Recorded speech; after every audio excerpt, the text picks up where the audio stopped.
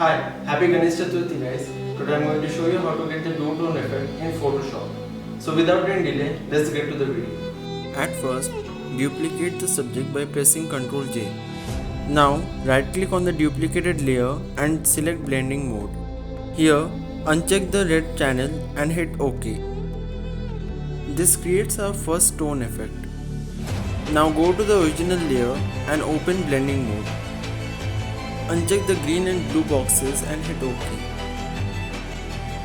Now select the duplicated layer and press Ctrl T, which is the shortcut key for transform. Now right click on it and select flip horizontal. Now adjust it something like this.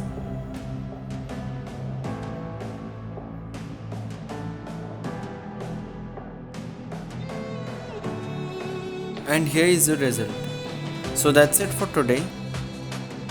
If you learned something new, give this video a thumbs up and don't forget to subscribe. Thank you.